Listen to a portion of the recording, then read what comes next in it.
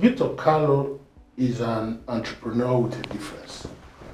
He is the managing director of Vindi Petroleum, a downstream petroleum company player that is out to make changes in the market, especially given the nature of that industry that was almost as if it was totally resistant to change and innovation. Victor, welcome to the program. Thank you very much. Thank you very much. Okay, we have a tradition on this show. We want to fire you up to make sure that your latent energy is brought out. And there are some questions we need to throw at you quickly and without spending time to think about it, provide answers. Books or movies, which one goes for you? Books. Tiger or lamb, which management style favors you? Both. Both. It depends on the occasion. So I have to adopt both. Yes, like carrot and stick, it depends on. So I can't just be any of the two. It has to go together. What you're doing now at Vindi Petroleum and elsewhere, did it happen by accident or you planned it? I never planned it. It happened by grace, not necessarily accident. Yes. Yeah, but it's chance. It's a Career chance. or family? Choose one. Both. Job as a salary job, entrepreneurship? I would say at this point in my life, none. I was going to correct what you said. I'm not an entrepreneur, and I did 23 years in the corporate world. So I've done that part. I'm a business leader. I'm an industry, what they call captain of an industry. That is what I'm not an entrepreneur. So, and I'm not trying to. Entrepreneurs are trying to, make it, do a couple of things. No, I'm here where I am to solve a problem and to lead the industry. I had options. I was working, I was comfortable, and I was earning well. I have a government assignment, which I'm not doing. Right now, I'm doing this. I'm not doing that out of lack of what to do. Most entrepreneurs are in that space. So I'm not career, not entrepreneurship, none of it for now at the point of my life, yes. If you were not doing this now, what else would you be doing? I've been doing my government giving assignments because it's equally important and in line with what I'm doing. So I pioneered informal sector revenue collection for some state governments. I believe that Nigeria needs to harness the informal sector for economic productivity and for the country to grow. The informal sector is the largest space. Even the current president recognizes it. And I pioneered it. I put technology, put money into it to drive that sector. It's as important as ever. What we're doing is also part of economic empowerment. Africa is in their need of economic empowerment. I was reading something yesterday where Strive Masiwaya, he just launched an AI lab. He said that President Obasanjo encouraged him and Dangote to do something big for Africa. Africa has the human resources, the mineral resources to be a global power, and it's not being harnessed. So I'm playing in the human resource with my informal sector empowerment and the mineral resource with my petroleum business. So my focus is I want to prove that Africa can be a global economic power with what it currently has without looking externally for any form of help. Thank you very much. And at this point, we have a tradition. Yes. Take a steaming hot cup of coffee. Thank you. I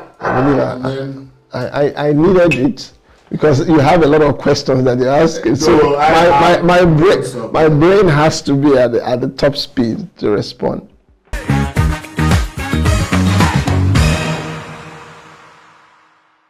Victor. Yes. In planning for this day, we did a bit of research. And somewhere we discovered that you said your company, the one that is your flagship now, Vindi Petroleum, was given to you via a revelation. I'm sure people will want to understand how somebody can see a business in a revelation and then go after it. Okay, so it's strange to some people, but I mean, there are a lot of Christians that hear from God, and some people they may not tell that. I was in a meeting. Someone, who has God ever spoken to? A lot of people raise their hand. So God speaks to people. If you read the Bible, you see God spoke to a lot of people, but God doesn't talk to people now in dreams. You know, God speaks to me, speaks to me. So I was sleeping. I wasn't. I had my background I have a background in petroleum engineering, but I was not thinking about it. She's from our Asaba office, you know, where we're just comfortable, and the Lord woke me up, and He told, this business is an assignment, so to speak, because He told me that He wanted to show me some secrets to wealth. Yeah. Wealth. So it was all night discussion. So he told me a lot of things about wealth creation and all that. He said, you know what, I'm going to give you this to do. Just do it. So we said, okay, fine, I'll do it. And I advertised it. The first advert, it was oversubscribed. Each of the times that we've done everything about it is always an oversubscription of whatever offer we bring. What were you advertising at that point? So, when we came on the scene, I've had first-hand experience about the challenges of the petroleum industry. Yeah. So I was divisional manager for data for Glo.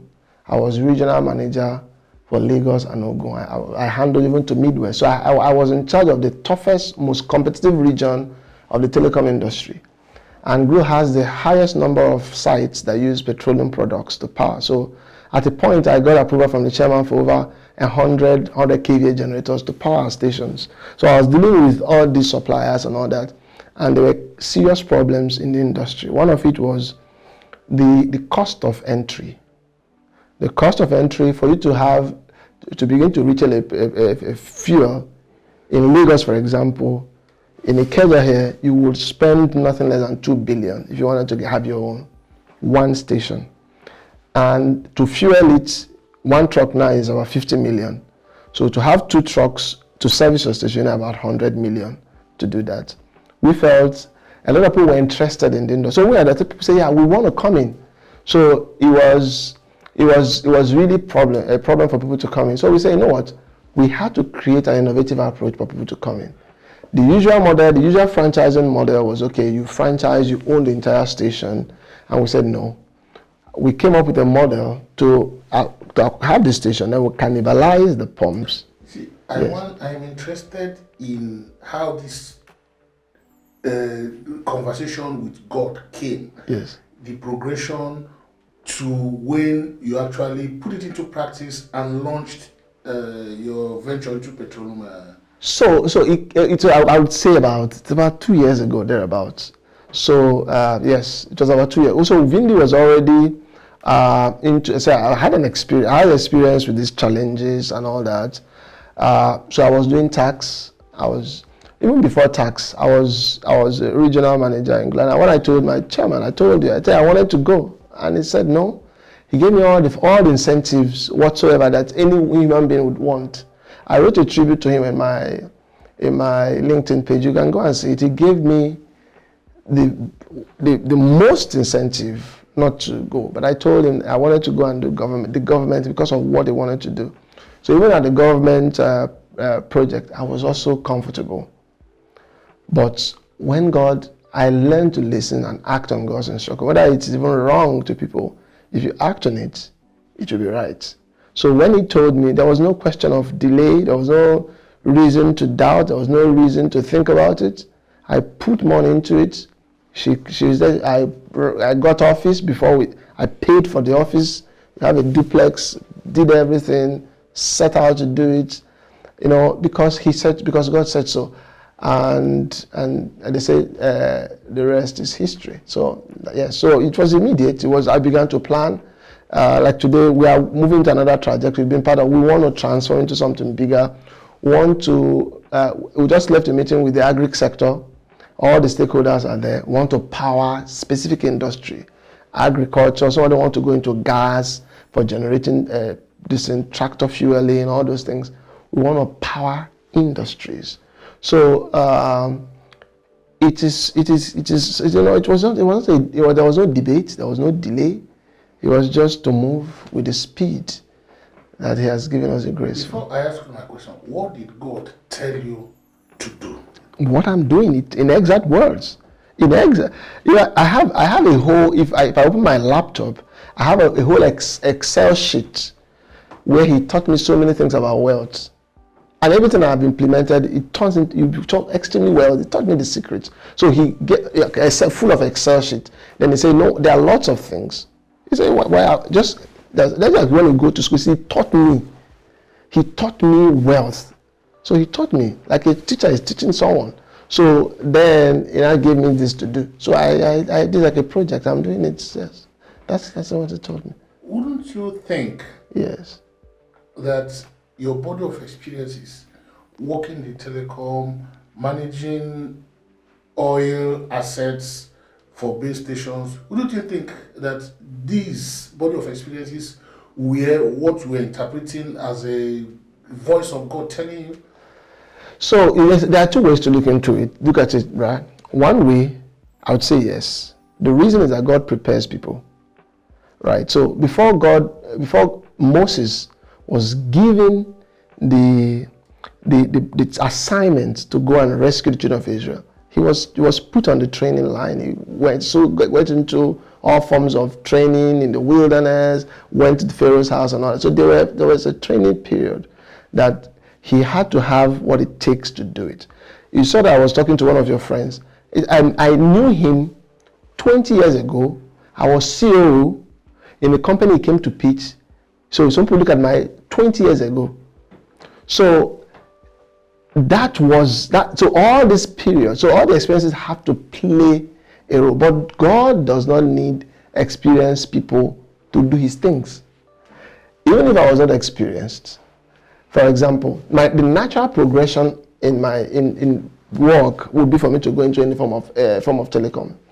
When I was in Asaba, I got a call from someone that just won a license to, I won't mention their name. His name is also, I'll say his first name is also Victor. So if you do a research on people that have been granted a license, you see his name. He called me and gave me the consultancy to help him set up a telecoms company. So I told him, there's another company from Sweden that gave me country manager role, salary in hundreds of thousands of dollars, which I didn't do. So it was also because of my work in the telecoms. So if the natural progression of work would be telecoms, one, then since I got government, listen, there are other state governments that are grappling. My friend, I'm friends with some governors, even in the north, that's so I know what, let's expand this thing. So there were natural progression that one would have gone into. This was not thought about. I didn't think it. I didn't plan it. Nothing at all. Yes. So it's, I would say yes and no. So I've spoken to you where I think you're correct. Because I told you, my mom forced me to read something about petroleum. When I was growing up, my mom cried. Said she wanted me to do petroleum. I said no, petroleum was too narrow.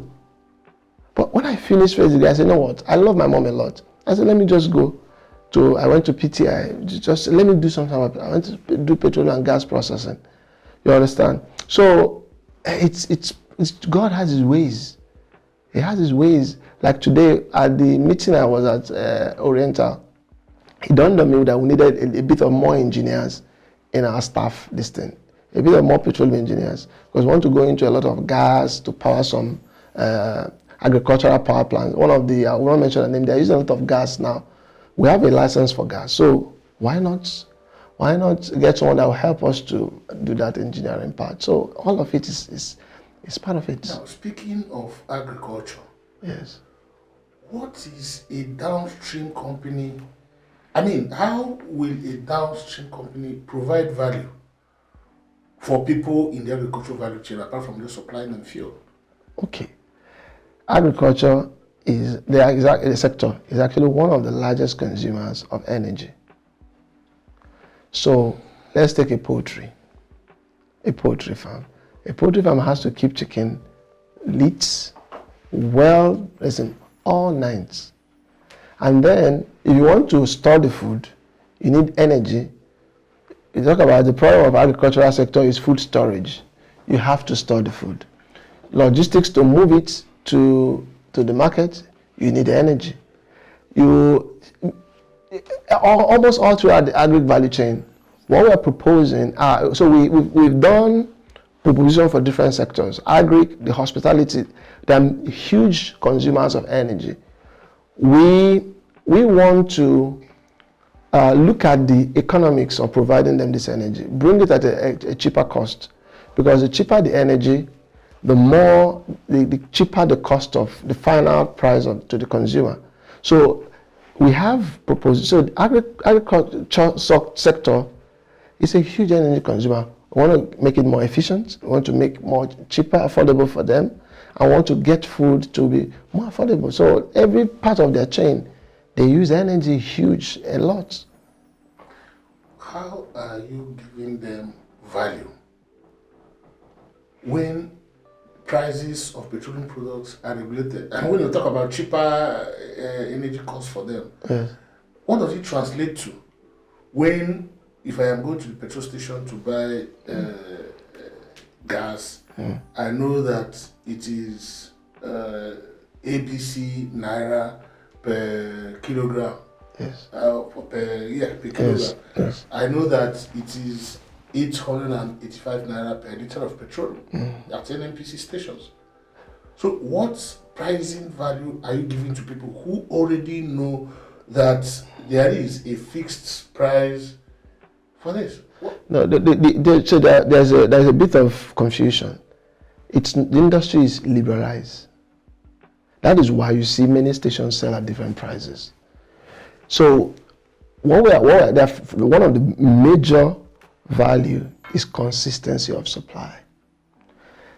See, if you're running a business, there are two problems you could face. One, the product to power your station is not available. It's a problem. Even for the healthcare industry, for example, someone is in coma. If you don't have power at all, it's a big problem. Then you can say, you know what, no matter the cost, bring it to me. Then you now talk about pricing. So first of all, that's consistent supply is a value we're giving them. Then pricing is a function of volume. Volume is very important. So we've negotiated with some refineries in Nigeria, even some abroad. What we want to do for each of the sectors to aggregate demand. When we aggregate demand, we have a PMS vessel product that we're delivering we ordered for a vessel that's about 15 million liters. We find of PMS, the same thing for AGO, the same thing for gas. I was just looking at even today with LNG. We have all the farms. The governor has even done it in the north. So he even subsidized fuel for the agri sector for transportation. So when we aggregate this huge demand, we guarantee consistency. Even today, I said we're going to have another meeting. I can announce a price that is cheaper than NNPC. Why? Because NNPC price you see there is retail price. So they have to mark up to sell at that. But because of the volume I'm dealing on, I can mark up less. And the agricultural sector will get far less than the retail price at NNPC. So that's what we're targeting, right? It's no longer a target, that's what we're doing. So we're empowering the agricultural sector. We get the cheapest fuel for their tractors. If I do a maths, I've done the maths. If they get 20 naira per liter off daily times 1 year, even for transport sector, the transporters will save about billions in their transportation costs by just saving 20 naira per liter. So that's the kind of savings that we're talking about. So that's what we are proposing to the different sectors. The healthcare sector, they need energy. The hospitality industry, hotels, they run generators. They run so many forms of. We also have another alternatives other than just AGU and PMS, gas. We'll move into gas if you can accommodate that. So that's what we're doing. Wow. You have a lot going on. Yes. Because except people sit with you to break it down like this, it's difficult to understand how a sector like the downstream petroleum can be of this kind of value to the economy, value yes. to the economy, especially to agriculture, where people usually think is almost separated from the rest of the economy, except what we take from them Yes. for sustaining our lives in terms of food. Yes.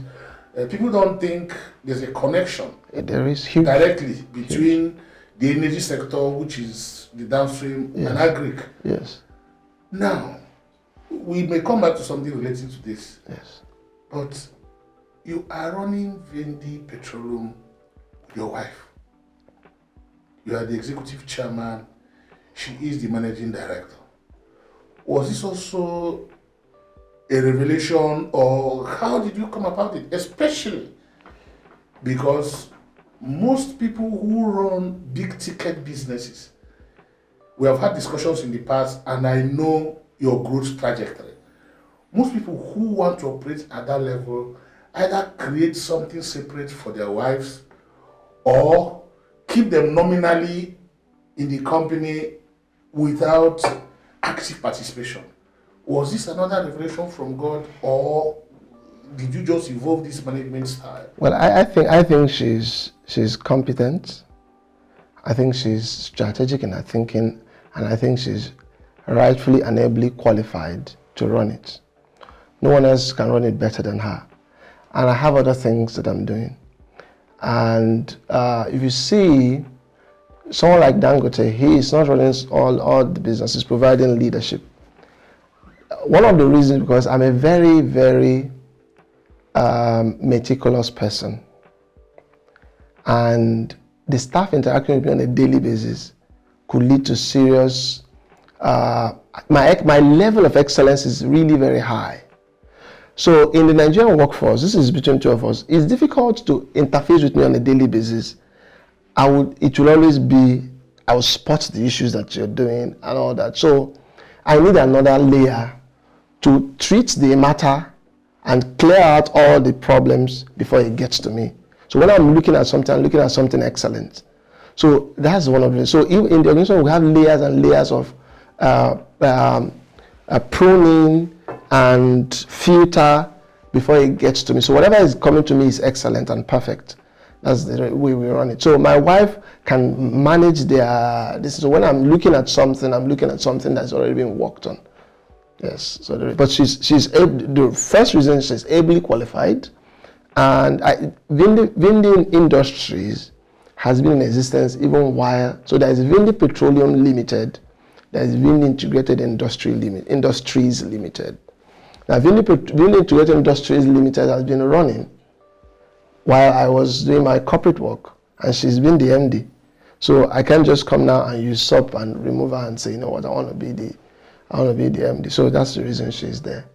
And the regular issues that threaten, or let me just slow down, businesses where the husband sits, because many people want to believe, have this philosophy about wife going to her business, husband going to her different office, and then everybody does different things, and then converge at night, take care of the kids, sleep, and in the morning they separate.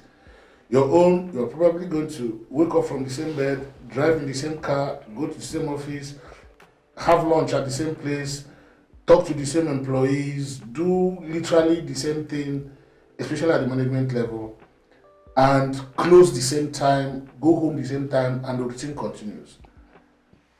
Excessive familiarity, some people say, impacts on family relationships, even especially. I think it's antithesis. I think it's counterintuitive. Your wife should be the most familiar person that you are. So what's bringing up excessive familiarity? And I really like talking to her. I really like conversing with her. I like her company. I like her advice. I like her. Sometimes I face a challenge which just gives me one opinion, and it's a smart opinion. It's a smart advice. So she's really smart, and I like that listen. And we are friends. So I feel that I want to spend more time with her than I'm even doing. So So it's an advantage. Someone that you're familiar with, someone that, and we don't drive in the same car. Like I came here, it was our driver that brought me. He's going to drive. I'm here. When I'm done, I can drive myself, or someone else can drive me. You understand? So I think that is to naturally have a real relationship with people and enjoy that relationship. If you do, you'll not have any form of friction. And it's also talking about women empowerment. Women are capable, and women are the best managers. Okay, they settle down to manage things. And if you want something to grow, to be nurtured, I keep telling people that this company, I want it to really be very successful. And a woman is the best to really handle it. All the things that we do in our office, all my career, I have been the biggest and the most pronounced supporter and empowerer of women. In Glo, I had the only state manager. I groomed her. She was an executive. I groomed her and she became, you can see some of her tributes. She became a manager, the only in the industry. I brought her. When I was in FMCG, the company I was working with said that after when I took over, they said they wanted to sack all the women, that women don't thrive in sales. I said, no, give me the women. I transformed them into champions. If you see, I can share some tributes that some of them have written towards me. I believe women can do it. They are more, how would I say it? They are more patient. They can work with you and they can nurture something, and they can grow it, and they take care of something. They are not a man. The man has his strengths, but a man can be too ambitious and too erratic. They want to also go, but a woman can stay and get something done. And that's why we have a lot of women. Our financial controller is a woman. Our manager is a woman. We have men, but the women are driving. And God, when God wants to do something great, He picks a woman. Check in the Bible. Every part of it, women. God chooses a woman. Women change from Esther. Check. They are the ones that big things. He didn't choose a woman to be our Jesus. Well, He chose a woman to give birth to Jesus. He chose a woman's obedience. He would have chosen Jesus. Jesus would have just come. It's a woman that gave birth to Jesus, nurtured him, and made sure he's who he is today.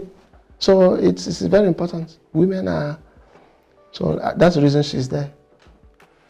Thank you very much. Thank you. You pack experience that if somebody is looking at you, and I'm sure people like in this studio are looking at you, wondering how somebody like this could have done so much with the telecom, given the number of years you're mentioning. Don't be annoyed. Victor. Yes. How old are you? Well, I'll say I'm in my 40s. Yes, I would say I'm in my 40s. And it's good to, I like how I look. I enjoy how I look. Okay. And, I don't know. In Africa, when someone is 50, they say I'm old. Elsewhere in the world, when someone is 50, they say they are middle age. You can see in America, people, I think Jimmy Carter just died at 100. He was still doing well. 90 something. So everywhere in the world, 50 is middle age.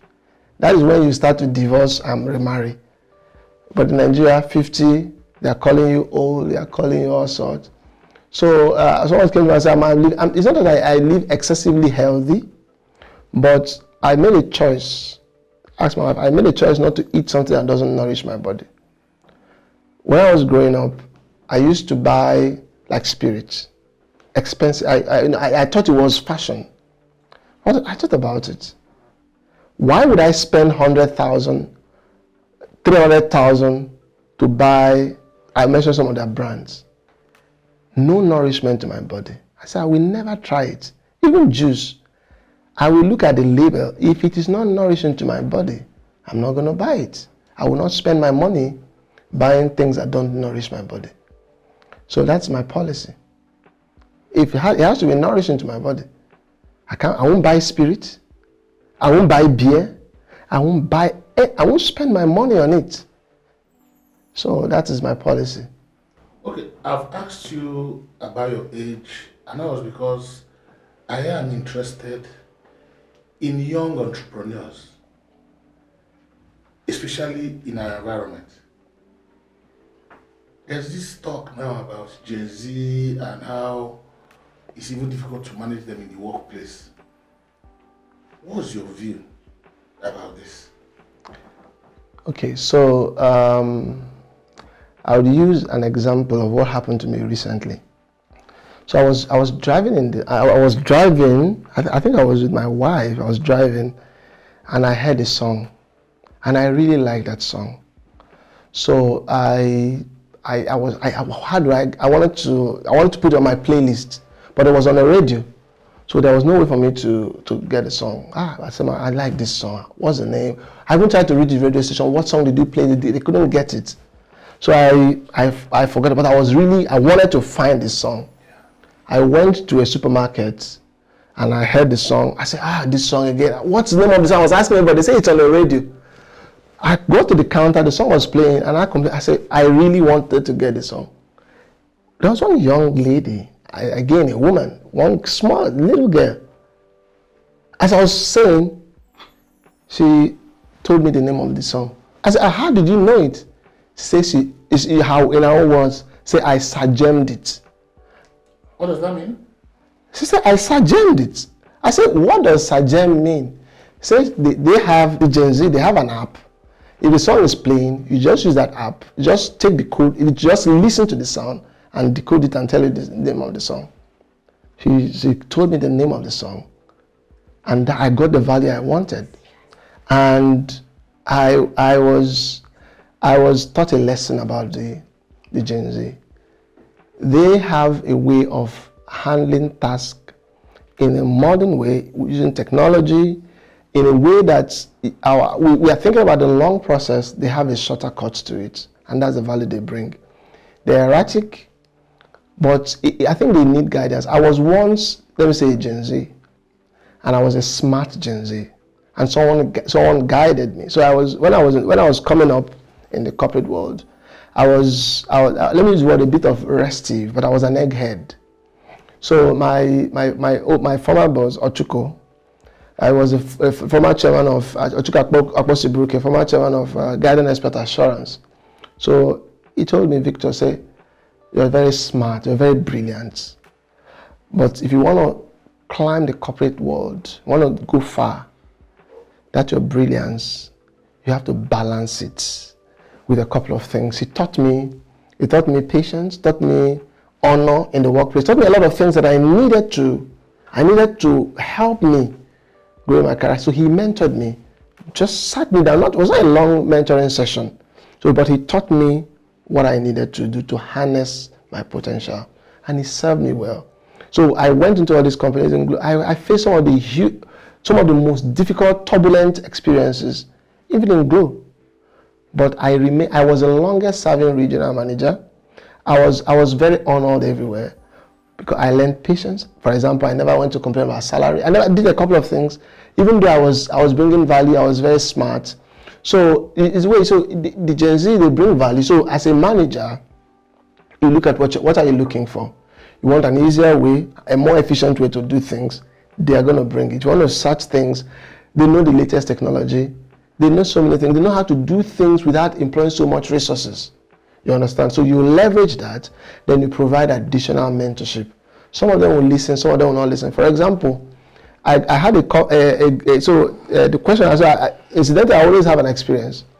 So I had a graphic designers that resumed that month. So they wanted to come and work, and I told them that they were doing an interview. So the interview was, they will all sit in the conference room in our office in Ikeja here to design graphics for. So when I came in, I just came to have a chat with them. I said, what's your, they say, most of them want to do freelance, they want to work remotely and all that.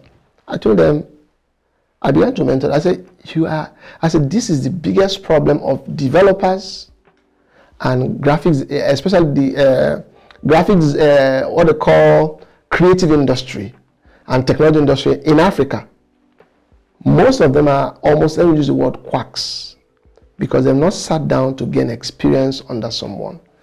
And the experience you need to succeed in, no matter how good you are in technology, you want to succeed in a form of commerce, in a form of environment, you need someone to train in that. By doing remote jobs, I say, for example, you're not going to have health insurance. That's very as simple as it is. If you work for a full-time job, you have a health insurance. You stay in an environment, you're going to get discipline of an environment. So many things that working remotely will not give you. All of them abandoned their remote work. They were chasing the job. I said, I showed them what you would be missing. I said, if you work for me, the things I know I will teach you as you're working together. How are you going to get it as a Gen Z person working for how many years without doing that? If I said, when they finished the graphic design, I pointed out the errors.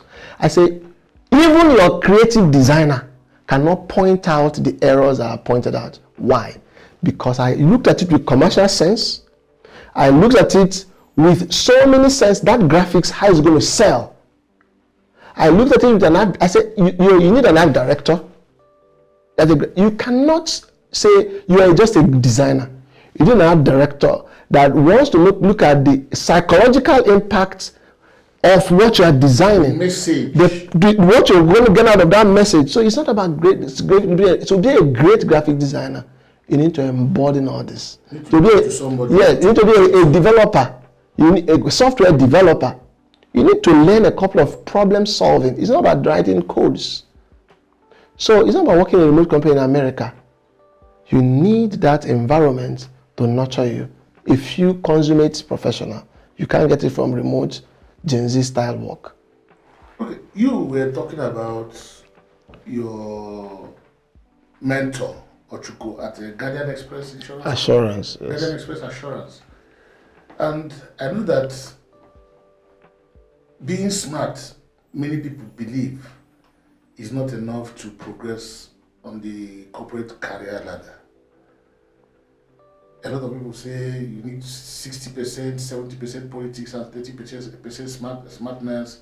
A lot of people say there has to be a 50-50, some tilt towards intellect, majority versus politics. But politics, many people believe is important in career progression. What's your take on that?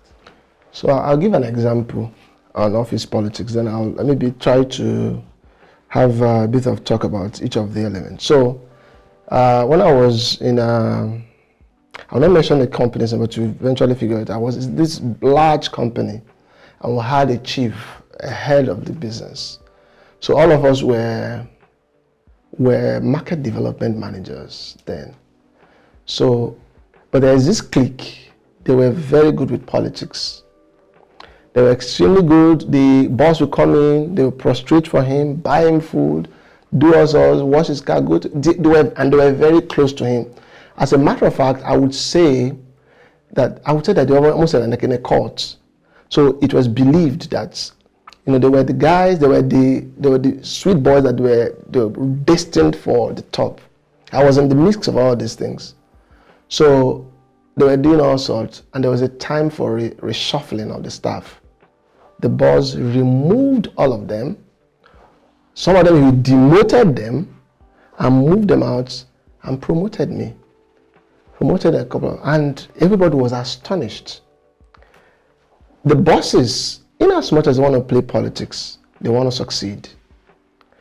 Be it the director, executive director, he wants his unit to succeed. He wants the company to do well.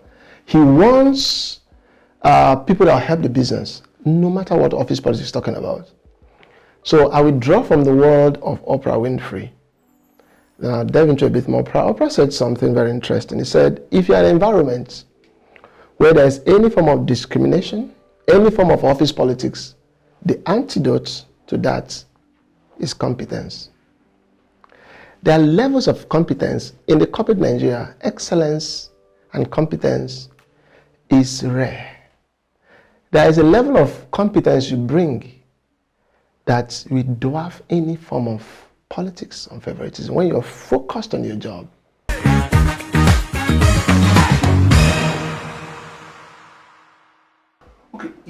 industry, the capital requirement is quite steep. You know, to buy one truck, you need billions, and then you need to build your own facilities, own station, and that's outside of the human resources that are required. How does one get inspired to even come into industry? Well, you have to be. Some of my friends, they were stunned.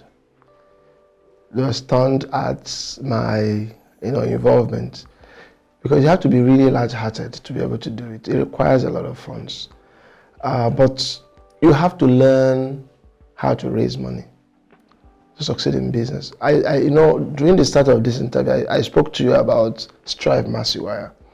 So in the comment he was making, so one of the things he said is that when Obasanjo spoke to them, Dangote said he was going to start a refinery, and that refinery cost $19 billion. I think eventually about $24 billion. Yeah, he said he said, these are his exact words.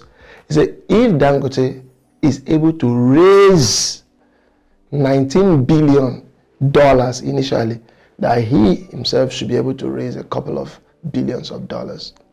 If you want to play in the big league, if you want to do big things in the world, you have to learn how to raise finance. You have to learn how to raise money, cheap finance. So it has to be a skill that you have to learn. So if you want to work in the petroleum industry, you have to learn the art of raising funds. Yes.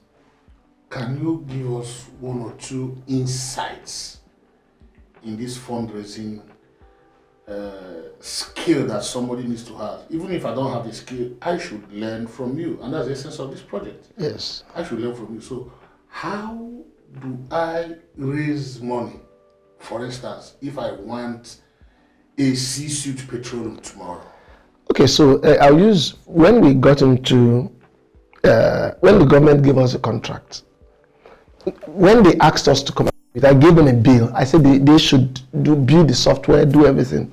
The bill was 750 million naira to get the project started. So when I presented it to them, they said, that this was a lot of money, build the project, do a lot of things that they were not going to be able to afford it. What is going to happen? I said, you know what, no problem, I will finance it. I will raise the money, I'll finance it. They were shocked. I said, I'll raise the money, I'll finance it. We decided on a sharing formula, but I was going to raise the money. So I went ahead to raise the money. A commercial bank, gave us about close to 300 POS machines, costing hundreds of millions, gave us facility, gave us a lot of things, plus want to raise from other sources. There are many ways you can raise money from. So raising money is the two things that are important. One is you as a person, the pedigree of who you are, the character, the integrity of who you are. Then it's about the presentation of your ideas and the commerce behind it, and the value that you're providing to those that you're presented as opportunities. A bank needs money, but there are other values that also drive money to them. So you have to structure your proposal in a way that they will see value and want to be a part of it. And when you're proposing, you also propose, you ask, look at you, what do they see? When they look at you, they're seeing a promising future, who they're going to partner with for a long time, and they're going to invest. And they will invest at a term that will be liberal. So you can also go offshore. So one of the things we did was that I hired a chief financial officer, a financial consultant that knew the ways in the financial industry that I didn't know. So he had the contacts, I had the idea. So that has always been my formula, partnership. I'm also very big in politics. I've advised from governorship to presidential level. I'm not in the front. There's someone that is in the political space. He's very much into it. I'm in the strategies. So we partner in politics, we partner in finance. So Nigerians don't know how to partner. So you bring in people. So I brought this guy.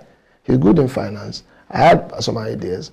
And if you have ideas and you're not able to break into the door, talk to the people that are decision makers, and you're talking to people below, you're never going to be able to break through. So he helped me to be able to get to people that I could speak beyond numbers. I could speak emotions, speak things that they will value much more than money. Okay, so and that's what carried. So you have to be able to do all these things to raise money. Thank you very much.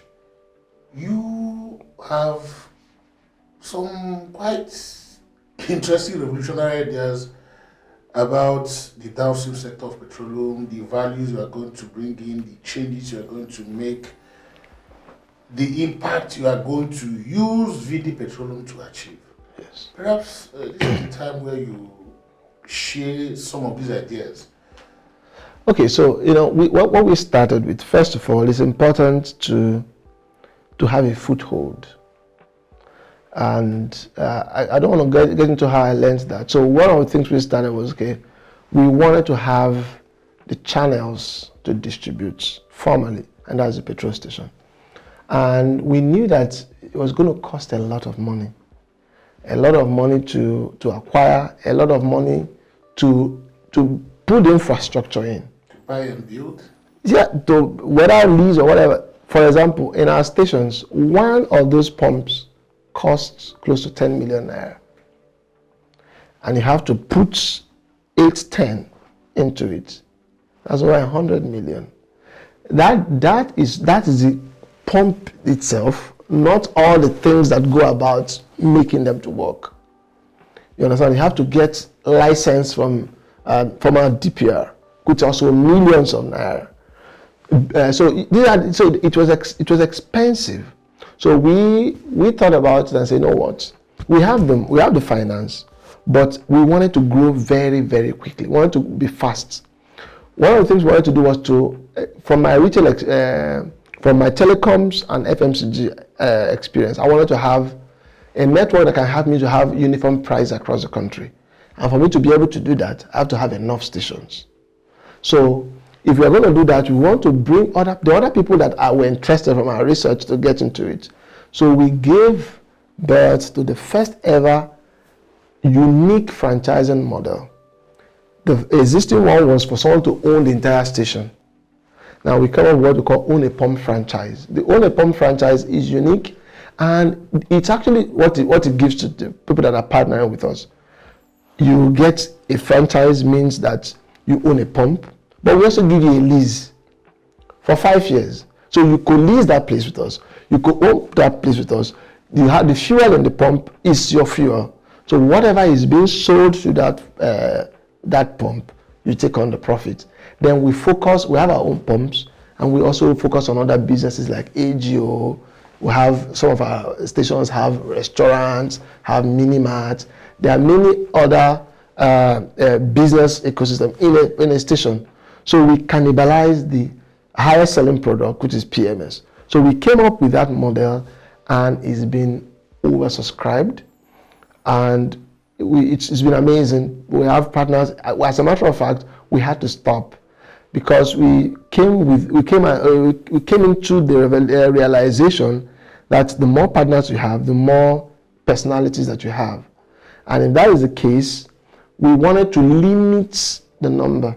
Every of our offers, we say not more than 100, not more than 20, because we want to be able to manage those in partnership with us. So we came up with Own a Pump franchise, and it's been a massive success. So we also have launched our Fuel Yapa app. Yeah, I was going to ask that, but before the Fuel Yapa, how many people in total do you have in your Own a Pump partnership?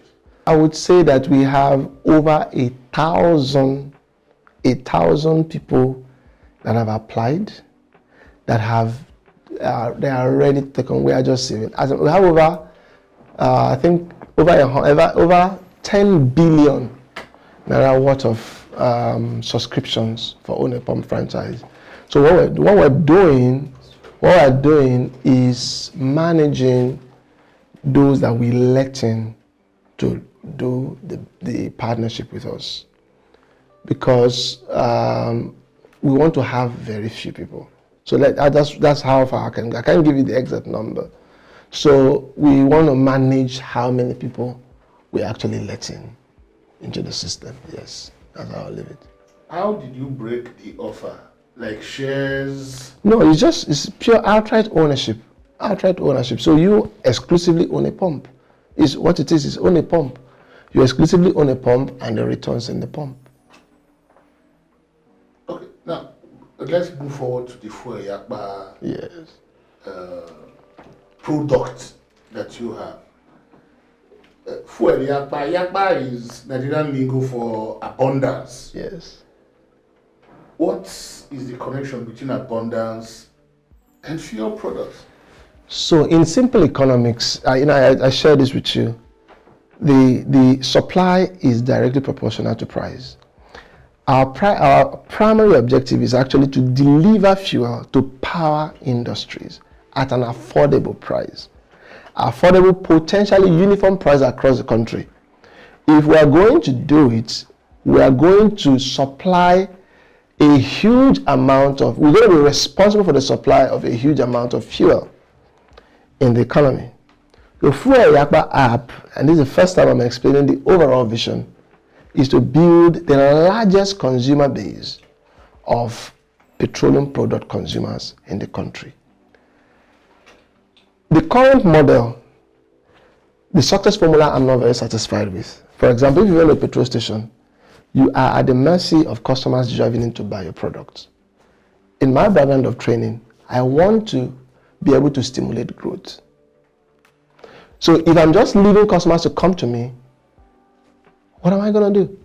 So Fuel Yapa, as an app, we are driving consumers to it, that I can have an interaction with them on that app, create another value, and because there are a lot of them, I can command cheaper prices, and then they can go to petrol stations or even have our products delivered to them. So that's essentially what we're doing. We are creating an alternative market for fuel in the, what they call the virtual world, that can consume the highest amount of fuel in the country. As of now, we have the largest number of retail network in Nigeria today, largest. We have about 1,000 partners with us to distribute our fuel across the country on Fuel Yapa.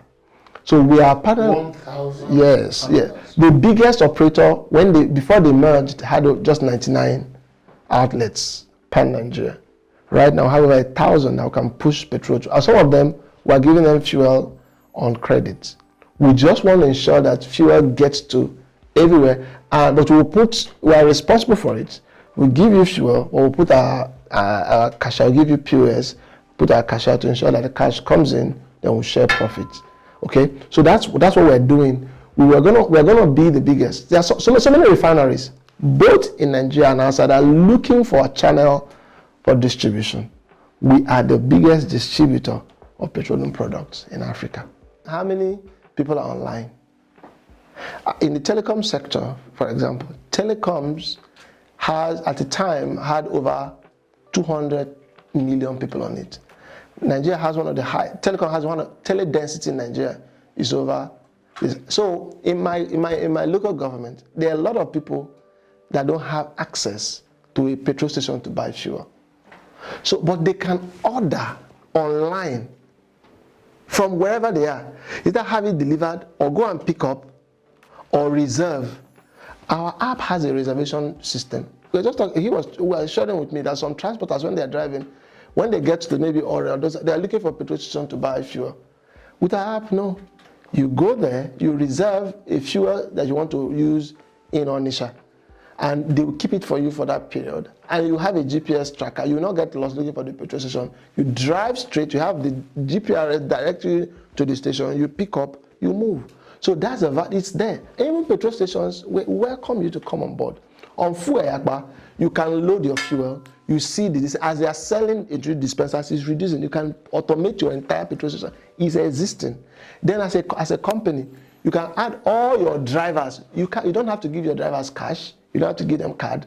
And you put the actual plate number, the registration number of the car, and give them a voucher to go and pick up fuel from any of our partner stations across the country.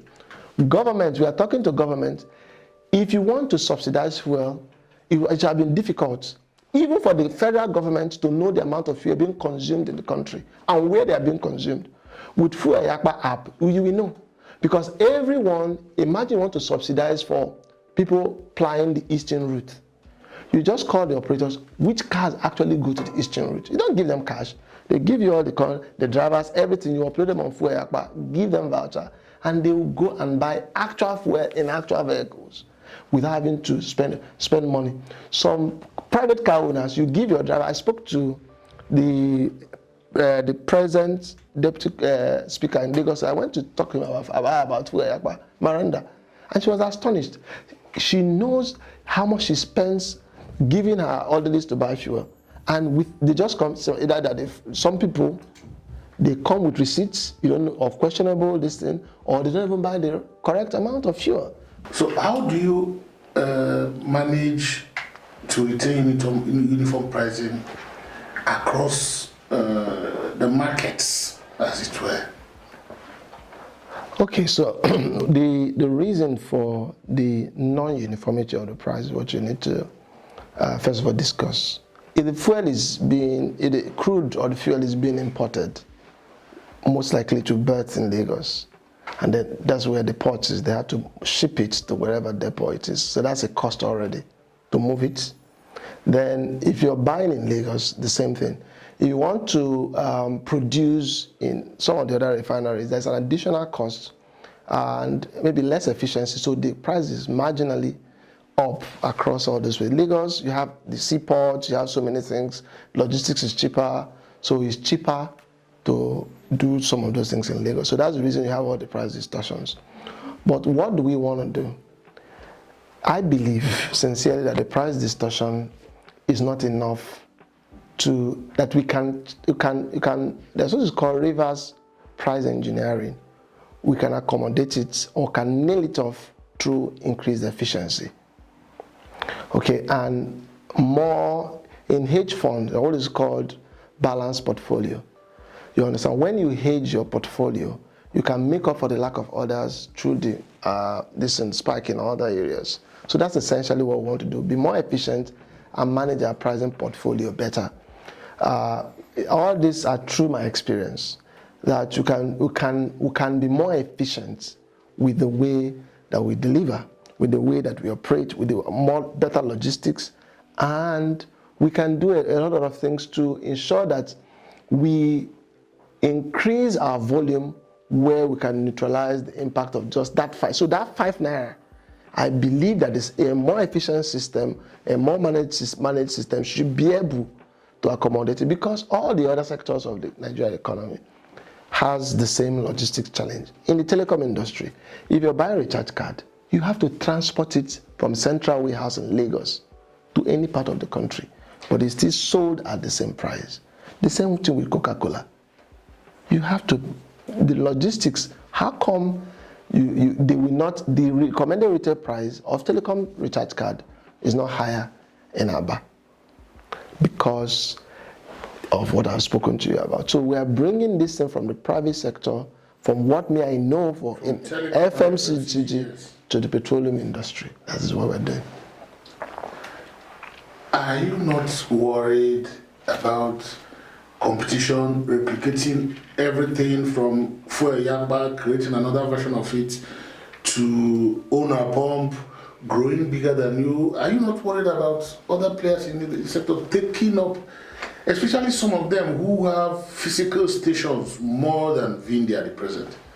So there are I have two answers to that. Number one, if they are doing it, it's better for the country. It's better for I've thought about it. It's better for the consumers. It's better for the economy, which is a win for me. But I believe that no one can sell better than I do. I can sell better than anyone. If anyone can sell a product, it is me that can do it. So I believe in our ability to outsell and outmarket. And we are going to be very aggressive with our sales. We are going to be very innovative. you're going to think. It's not just about one idea. It's about the execution. It's about the follow-up, the refinement. So there's a book from Jim Collins that talks about companies that have endured it's called Built to Last. Yeah, I have it. You understand? So he talks about, you take an idea, it's not just about an idea. You have to work. So you have to keep refining it, keep improving it. So it's not about coming up with the idea. One of the trainings that I've received in my growing up, that there's no perfect idea. If you create an idea today, it might look perfect, you continue to refine it. So we have that, that's why it's coming like Samsung. They keep coming up with new refinement of their product. So you can't just say, it's not a one-off thing. So even how we execute, how we deliver the app, how we interact with consumers, the way that we think, our mind is not your mind. The way that we're looking at this is not the way you're looking at it. Do you understand? So you cannot out-execute us, you cannot outsell us. You can launch it, but we are going to outsell you. So it has worked for me. I've worked in the telecom industry. You can check my records there. You cannot outsell me. You cannot be more innovative. I believe we're going to do it. I see, when I was growing up, I believed I was a smart guy. And I said, my ideas, my smartness was not tested. I went for British Council Innovation Award. And I was national. For my secondary school, I've done this. Then I was working in FMCG. I said this was not the highest competitive environment for me. I needed to compete in an environment that would challenge my ability to compete with the best. So I spoke to her, I said I wanted to go to the toughest terrain.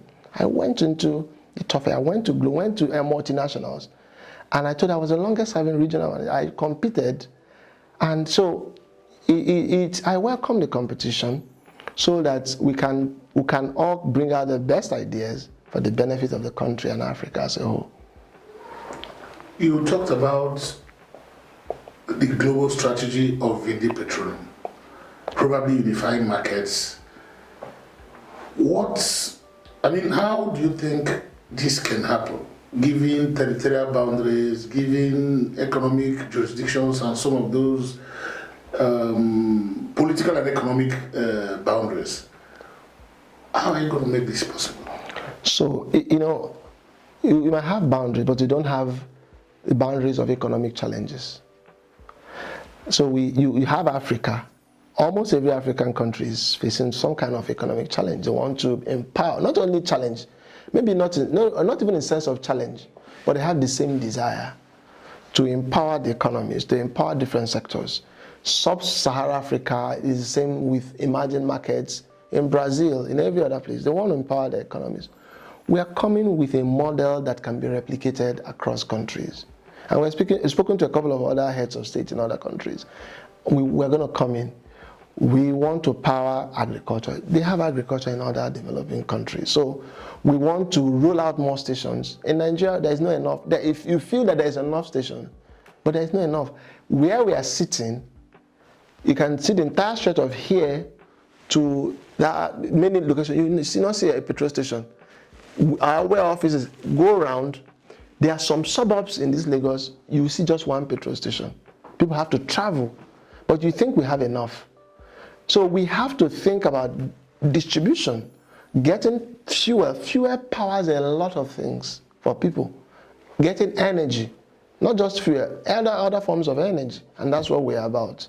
So we're going to distribute, we're going to create compelling reasons for people to partner with us, and we're going to replicate it across other countries. And that is what we want to do. The challenges of licensing. Well, the challenges of licensing, I feel that the midstream and the downstream regulatory commission now has come, because the government it used to be DPR that was handling everything. They have broken everything down into the agencies.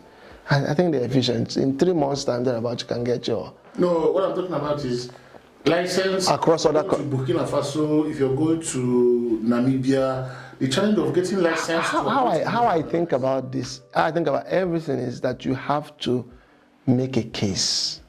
You have to show the numbers, make a business case to the countries, to the heads of states. I don't play politics of emotion or you must, because I'm an African.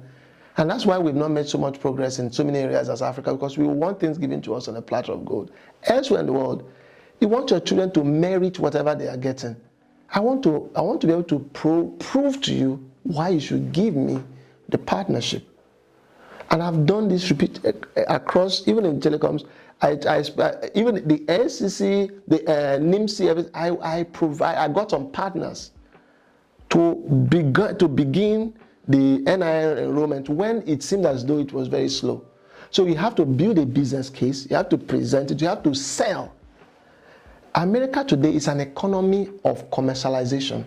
If you go to American hospitals, you see that they wear the same hospital uniform across. Somebody picked the idea and commercialized it. People that are willing to sell ideas. It's a hugely commercialized economy. Every idea, maple syrup, everything, it's grown into a national. But in Nigeria, you're a professor, you develop a tool. You say, I need government support, I need government funding, I need this thing. Create a business case, sell it to the government. You can't expect government should come to the rescue of farmers, come to the rescue of these people. Why? Because they are government. Where's your plan? Why does it make commercial sense? No such thing exists. So I believe in this kind of enterprise, in this form of enterprise and capitalism a lot. You have been listening to Victor Kalu, Executive Chairman of Vindi Petroleum. He has shared a lot of ideas about innovations that he wants to bring into the global energy market. He wants farmers to have endless streams of energy, and he wants to bridge differential pricing across regions.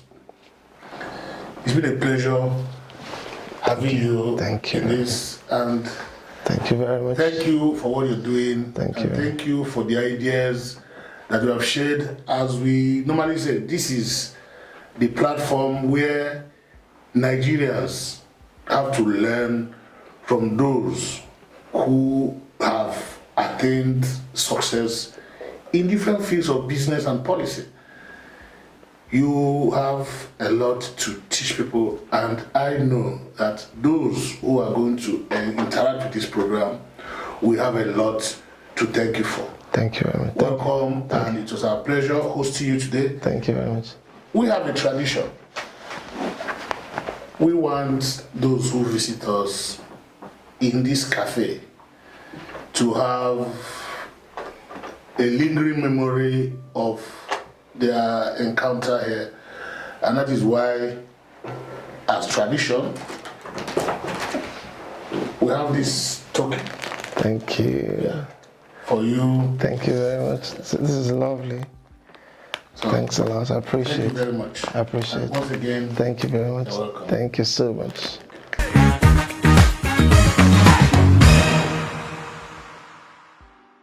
Hello, my name is Victor Kalu, Executive Chairman, Vindi Petroleum.